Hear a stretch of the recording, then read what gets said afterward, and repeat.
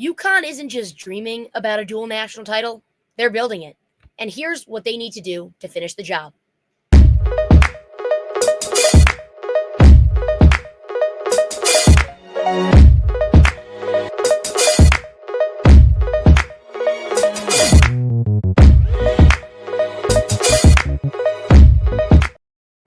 Hello, everybody. I'm Bella Tomeno, back as Mark Zanetto is on vacation currently, so I'm taking over the hosting duties. I'm a regular co-host on the Hoops Cap pod and also a contributor on the Hoops Capital of the World Substack, so go check that out for some articles and some other cool creative content.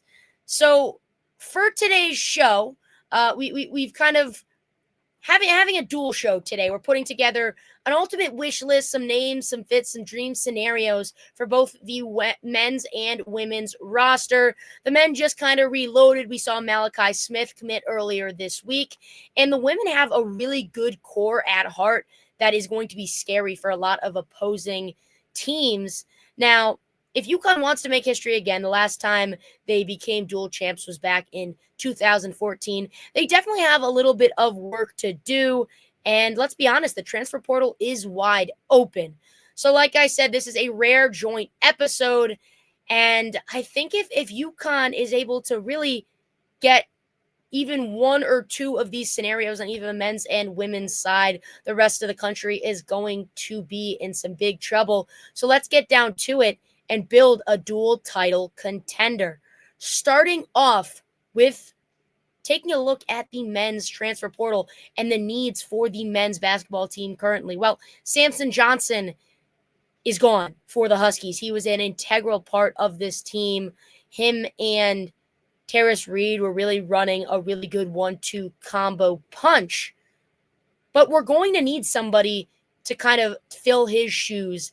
And it's not somebody that's going to necessarily have to come in and start, because I think everybody can really kind of come to the conclusion that Terrace Reed probably should have been kind of starting, especially towards the midpoint and end of the season. I think he was outplaying Johnson, outscoring him, and just a beast. I think the fans fell in love with him, and I think the team did as well. And same with Dan Hurley. I think their personalities meshed very well together. But I think just for the sake of chemistry, the sake of not trying to move anything around too much, knock anything out of its orbit, I think it was smart to keep Samson Johnson in that starting spot. But Terrace Reed will easily take that over as he is coming back for the 2025-2026 season. But that does mean we need somebody to be his counterpart. And that being said, I think the transfer portal is going to be the best way to attack that. For me, one of my number one targets is Josh Ojinwona. He's 6'10", 230 pounds from Baylor, who the Huskies did face earlier this year. He was a former top 90 recruit, and last season averaged 7.4 points and 6.4 rebounds. I think he will be a really good player to relieve Terrace Reed. He shot 77% from the field, high percentages. I just like that. I like that he can put the ball in the hole when it comes down to it. The only thing that's very glaring that could be a concern is he did go out in February with a season-ending knee injury. That does sound scary. I can understand how you might be thinking, why would you want to go after somebody that you don't even know when he's going to return? His timeline is still uncertain. I think that is a valid concern, but because there's some uncertainties with him, I think that shows that we can get him for cheap when it comes to the NIL money. Obviously, we're going to have to dish out a decent amount. We already have with Silas Damari Jr. and Malachi Smith, as I said earlier. But that's even more reason to go after somebody that has a very high ceiling. I think that, yes, it might be a little nerve-wracking. You're not 100% sure what he's going to bring to the table post, recovery. But I think if you can get him for cheap, he has a high upside, and I think he can be a really good extra piece for this team. And I think the other thing is it is a little bit of a work in progress, but he is one of the best players available, especially pre injury. And I think that even if he doesn't start right away, that gives Eric Ryby a very good opportunity to start at the beginning of the season, get his bearings, and just kind of work out the kinks until Ojinwuna would be ready to come back. Now, I get it. It is a little bit scary. If you don't want to attack somebody like Ojinwuna who has good numbers pre-injury, but you're just too worried about the injury side, I think the other really good opportunity that UConn could capitalize on is a player out of LSU, Damian Collins. He's a 6'9" junior that has a lot of experience under his belt. He's transferred actually twice. He originally started his career at Kentucky under Coach John Calipari, and I think that I like his stats on paper: 8 points, 4.3 boards, and he led the teams in blocks with 47. So I like him protecting the rim a lot. I like his stats again, but I like him as a player. He was at LSU this past season, and I just think that he just wasn't getting the opportunities. A lot of players transferred from LSU, so I think that says a lot more about the coach and the internals of the organization rather than him as a player. If you're worried about some drama or things like that. So I do think that either Damian Collins or Josh Ojinwuna will be really good targets. Again, this is not somebody that UConn's been really tied to, neither one of these guys, but just in my opinion, I feel like they look really good, really enticing. I think you can get them for a good price. And overall, I think these are two guys that if you land either one of them would be perfect pieces behind Terrace Reed Jr. coming off the bench and to compete a little bit with Eric Ribe, the 7-foot center from Germany. So we've talked about the men's. We are going to push it over to the women's side. Stick with us on the Hoops Cap Pod.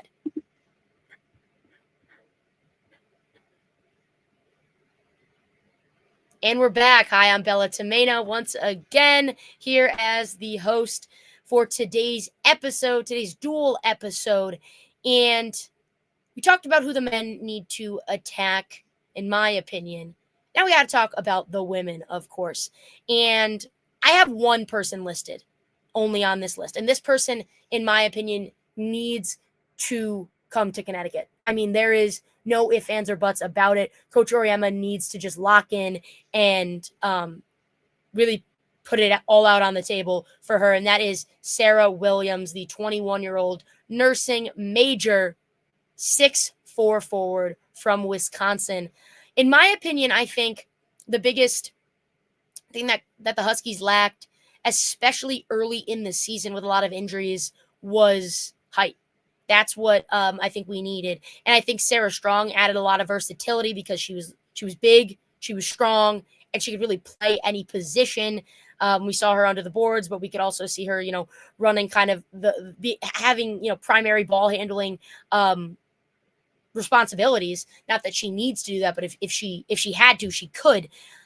But that being said, I think a really Sarah Williams would be perfect. I think she would add such even more versatility. I think she's a versatile player. She can shoot. She's big and strong and lengthy, like Sarah Strong is. She reminds me of her. I think Sarah Strong is obviously a little bit better, and not even a little bit better, but definitely a lot better. But I think Sarah Williams is perfect in this in this transfer portal, off-season category. I think UConn needs to attack her. She has 1 year of eligibility remaining, so it's kind of low stakes if she doesn't necessarily work out and produce. But I think it'd be Sarah times Sarah. I think you got Sarah Strong, you got Sarah Williams, although their names are spelled differently. Sarah Williams is with an E. I'm telling you, that's going to do wonders in not only the media, but that chemistry on the court, I think, would go insane.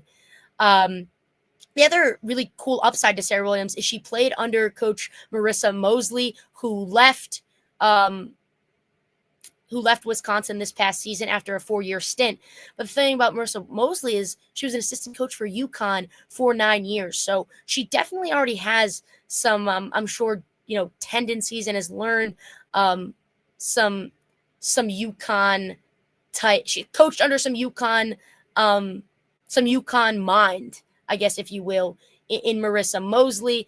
And the thing about that Williams that's enticing, UConn has actually been tied to her. But the biggest thing about her when it's when talking about these rumors is the all of the buzz sparked around her when AZ Fudd followed her on social media about a week or two ago. And also, last night I read that Ashlyn Shade also follows her on social media. So I think that's a telltale sign that UConn is pursuing her very hard. And I think Coach Auriemma has been kind of talking to his players, hopefully trying to say, hey, make her at home, reach out to her, talk to her. And not only I can say all I want about Williams and how much I feel like she would be a really good piece, but her stats speak for herself. She averages 19.2 points a game, 9.8 rebounds, and 2.3 blocked shots on the season. So she's long, she can shoot, she can score, and she'll be a great piece in the front court and back court. But I also think that the thing that hurt her really is the reason why she's not talked about nearly as much as she should be is because she was on Wisconsin, a team that was, just a part of a losing record. They were 14th in the Big Ten, and I think Connecticut would offer her a ton of exposure. So I think this would be just a good fit for not only us, but also her. And another thing is, as a sophomore, she averaged a double-double. So she's kind of, like I said, she's similar to Sarah Strong, and I think she'd be a great addition to this UConn team for a multitude of reasons that I've already listed.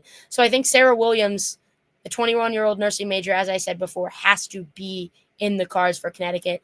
And like I said, UConn's tied to Sarah Williams. So I think we could see maybe a commitment or a visit coming very, very soon. We're just going to tie a few things, and I'll give my final thoughts in the final segment as we transition to that right now. And we return to the Hoops Cap Pod after talking about the potential targets that I think UConn needs to attack if they're going to want to go and really put the country on notice and get another dual championship. Like I said, it's happened, I believe, twice in the history of the program. 2014 was the one that I was alive for. And let me tell you, Connecticut is always always rides for basketball, whether it be the men or the women. But the amount of support, the amount of people at that 2014 parade. I was in school. I believe I was in maybe 2014. I believe I was in like 4th grade at the time. I remember almost everybody in my class was talking about the parade. Everybody in my class was allowed to stay up for both of those championship games because it was just exciting. I think everybody was like, wow, this is history. Like, this doesn't happen. Where both schools or the same school holds both NCAA titles at once. It's incredible. It's history. And I think, we talk about it as, okay, possibilities, but it's not just a small possibility. There's a serious chance that both of these teams could win next year. And whether it's, some sort of bias aside, I want to put my bias aside for this because, and I am, because I do think that this is a great opportunity for both teams. I do think that, like I said, there's a few more things that they need to make sure happen in the transfer portal specifically. And I just think that overall, yeah, the women are kind of enjoying their championship, and the men have been trying to get back on track and have already done so with picking up a couple of recruits, but they're in really good shape. They are in really, really good shape. And I think there's just one or two missing puzzle pieces that are going to be addressed and that are going to get taken care of by, obviously Dan Hurley, the 2-time national champion, and of course, Gino Auriemma, the 12-time national champion. So I think things are going to be fine for both of these teams. I'm very excited to see what happens. And if my, opinions and possible predictions are correct, but time will tell. Other than that, I think it's going to be a very exciting offseason, and I think I can speak for everybody when I say I am very excited for the 2025-26 season. Let's hope we get dual champions again. For now, we are going to call it, and it has been another episode of the Hoops Cat Pod, brought to you by Big East Energy. I'm Bella Tomeno. Thank you guys for listening. We will see you in tomorrow's episode. Thanks.